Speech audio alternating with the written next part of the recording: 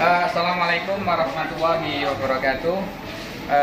Tujuan dari diadakannya pameran dan jamasan ini menunjukkan kepada masyarakat bahwa kita dari Yayasan Keraton Jipang itu mengelola dengan baik warisan leluhur yang datangnya dari Keraton Jipang. Bagaimana manuskrip ini ya? Jadi manuskrip ini terdiri atas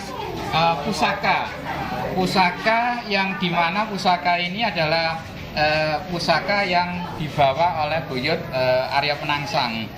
Namanya adalah Kiai Ronggo Bojo. Dan di dalam kotak manuskrip ini juga ada SK ya.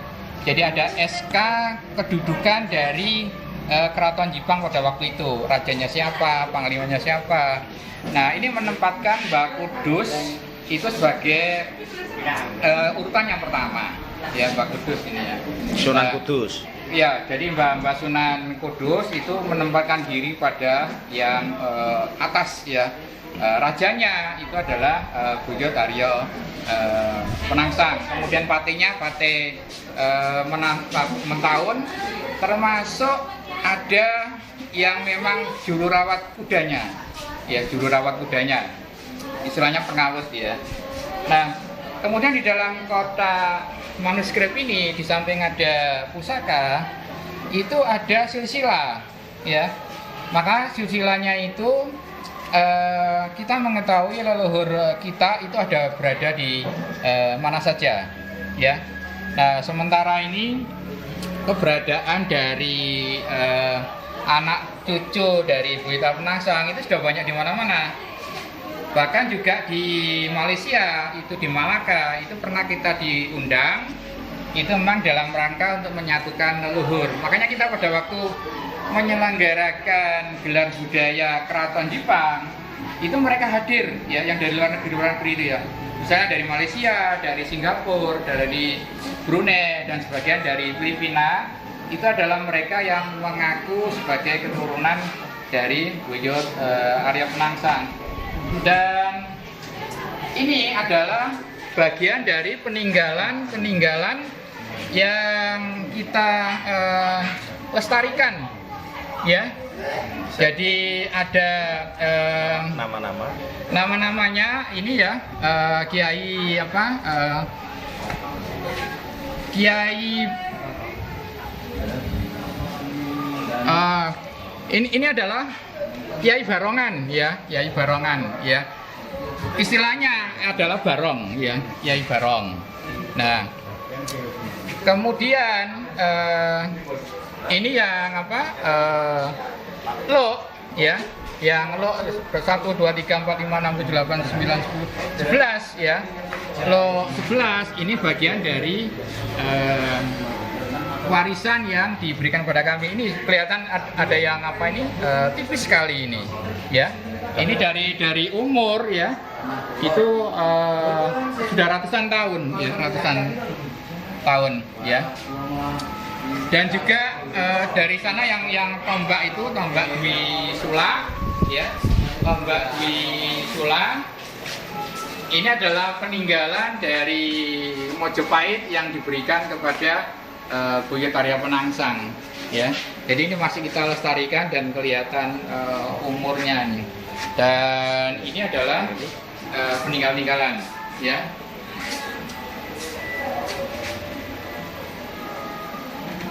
Nah, peninggalan ini memang ya sangat banyak. Ini tombak apa nih, Pak? Sekali. Ini tombak ya. apa ini? Ya, ini adalah manuskrip yang di dalamnya ini saya cuplik saja. Jadi Ini tombak apa ini?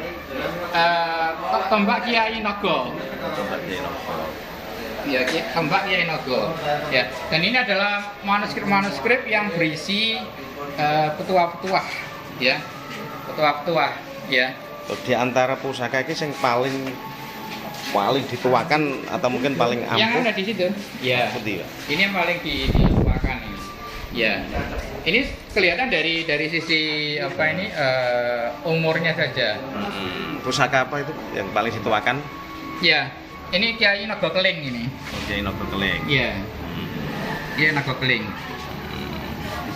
Dan yang memang berada di kotak ini memang tidak bisa diperlihatkan karena memang ya berupa keris ya, ada keris, ada silsilah, ada apa ini ya. Kalau boleh tahu SK. kerisnya apa Pak yang di dalam kotak itu? Kiai yang kerisnya sangat tipis sekali itu, karena memang sudah ratusan tahun, namanya Kiai Ronggobrojo. Oh, Kiai Ronggobrojo. Ya, Kiai Ronggobrojo ini. Kalau yang di kotak-kotak itu? Nah, kotak-kotak itu memang tempatnya keris ya, pusaka-pusakanya. Jadi kita pada waktu menyimpan itu di tempat kayak begini ya ini. Ini adalah tempat untuk menyimpan keris ya. Terus ini kotak-kotak ini? Dan ini adalah manuskrip ya. Di dalamnya? Ya, ada tulisan-tulisan yang wujudnya adalah bahasa Jawa ya, yang kebetulan sudah bisa kita terjemahkan ya. Untuk yang kayu itu bisa dilihatkan itu adalah manuskrip pedoman prajurit Jepang. Oh, yang ya. ini ya. Seperti ini ya. Asli ini ya? Ya, asli ya, seperti ini. Ya. Oke, buat. Ya. Jadi namanya adalah uger-uger ya. Jadi ya istilahnya itu bagaimana menjadi prajurit Jepang atau yang terkenal dengan soreng-soreng itu. Ya, namanya soreng-soreng itu karena banyak prajuritnya itu namanya suro-suro itu ya. Soreng Rono. Ya, soreng Rono, ya, soreng Senori, soreng Bato, ya soreng Pati. Ya. Jadi ini yang harus dikuasai atau yang harus dijiwai oleh prajurit-prajurit. Ya. Jadi uger-uger manusia sejati manusia. Jadi manusia yang betul-betul manusia, ya. Jadi mulai wong urip itu kena diarani kudu percaya marang batine dhewe. Jadi harus percaya pada nuraninya, ya. Bahwa manusia itu mempunyai nurani dan harus percaya pada nuraninya, ya. Terus ini ada sabar narimo, ya. Ini seperti apa yang sudah dilakukan ini itu seperti teorinya Mbah Samin. Falsafah. Ya, jadi Mbah Samin itu juga menggunakan seperti ini. Oh, okay. Ya, jadi kami masih menelusuri keterkaitan antara Jepang sama untuk Mbah Samin. Pusaka Jepang yang jadi andalannya Mbah Haryo Penangsang, Pangeran Haryo Penangsang itu yang namanya setan kobra itu kabar-kabarnya terus sekarang itu gimana Pak itu Pak? Setan kobra itu setelah peristiwa Pajang Jepang meninggalnya Buyut itu sudah dibawa oleh pemenang gitu ya.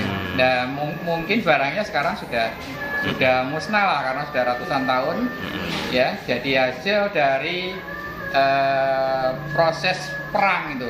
Hasil dari proses perang kemudian yang memang karena dalam suatu perang itu ada kalah menang kan itu ya. Nah, yang kalah itu barang-barangnya ya diambil oleh pemenang. Oh, ya, jadi diambil oleh pemenang itu. Sampai sekarang nggak ada ceritanya ya. Sehabis kalah perang itu. Jadi dibawa pemenang, ya dibawa pemenang itu terus diapakan kita enggak tahu ya. Tapi memang proses untuk kepemilikan dari pusaka itu memang ya dulu yang membawa itu Mbah Kudus. Oh, berarti mungkin kembali ke Mbah Kudus lagi mungkin ya? Ya kemungkinan bisa atau mungkin dimusnahkan karena memang keris itu adalah keris negara. Jadi Brongot Setan Kobra itu adalah keris negara. Kalau memang ada peristiwa-peristiwa yang penting maka keris itu dikeluarkan. Tapi ada keris itu yang namanya keris untuk pribadi, pengayom gitu. Seperti Kiai Ronggobrojo ini ya. Oh, ini keris pribadi. Itu keris pribadi. Siapa yang membawa ini ya? Siapa yang membawa ini berarti berhak untuk dikatakan sebagai penerus dari Mbah Penangsang. Ya. Anak turun. Ya, anak turunnya. Ini pernah dibawa oleh Mbah Haryo Sawanta. Jadi keturunan yang pertama itu. Mbah Haryo Sawanta terus ya. Jadi Mbah Haryo Sawanta itu pada waktu itu dia mencari bapaknya itu siapa. Nah, kemudian menunjukkan kerisnya itu. Nah, sementara wilayah dari Jepang itu dipegang oleh Mbah Bagus Sosrokusumo dan Bapak Kusumantri. Nah, kemudian ditanya, kamu anaknya siapa? Nah, kemudian ditunjukkan kerisnya itu.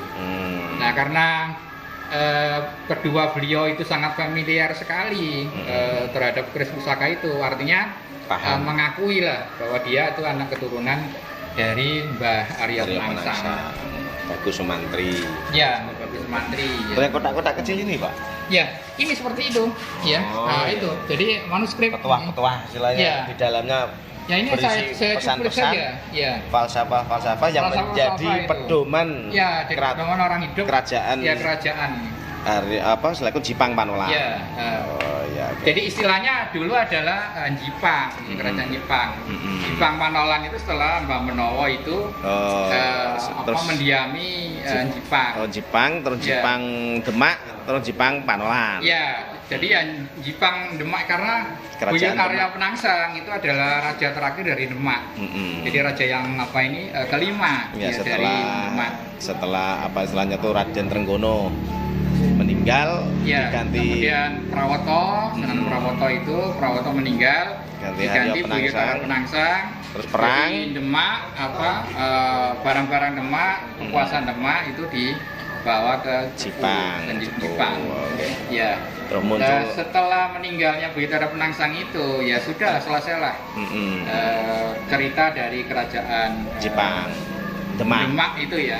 Kemudian beralih ke Jipang. Setelah itu pemenang-pemenang itu yang berarti sampai sekarang yang justru masih bisa disimpan yang ini ya Kiai.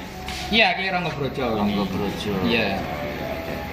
Kiai Ranggabrojo itu yang istilahnya Kiai Ranggabrojo itu asli yang masih tersimpan ini ageman selain yang terkenal Brongot Sitakober itu ya? Iya, jadi ini adalah ageman pribadi. Oh, kalau Kiai Brongot Sitakober itu adalah seperti keris negara lah itu ya, plat merah lah itu. Oh ya, ini asli dan selaku pernah dibawa kemana saja Pak ini? Iya, jadi ini yang dibawa kemana-mana, misalnya pisauanan, selepas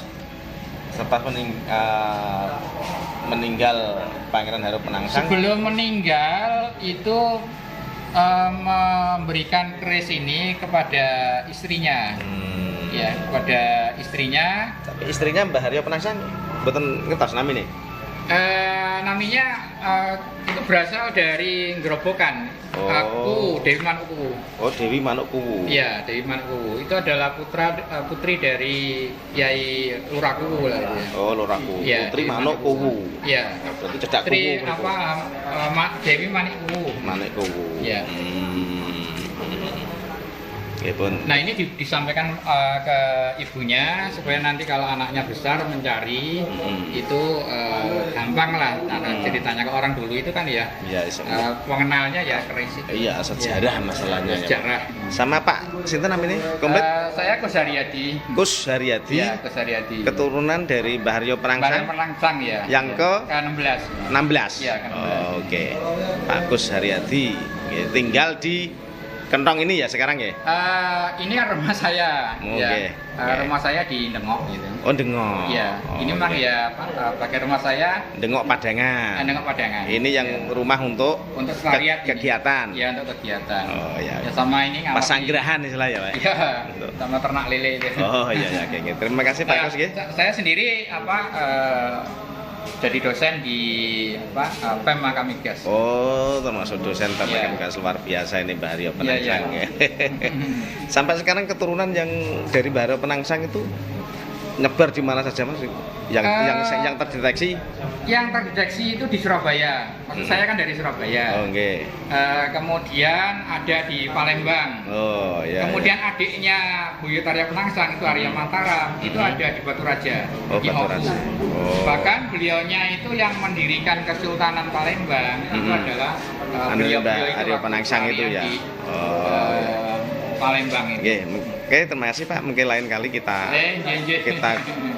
korek yang lebih detail, lebih jauh dalam pas kondisi tenang aja. Ini kan pas pameran ini ya Mas. Terima kasih Pak. Assalamualaikum warahmatullahi wabarakatuh.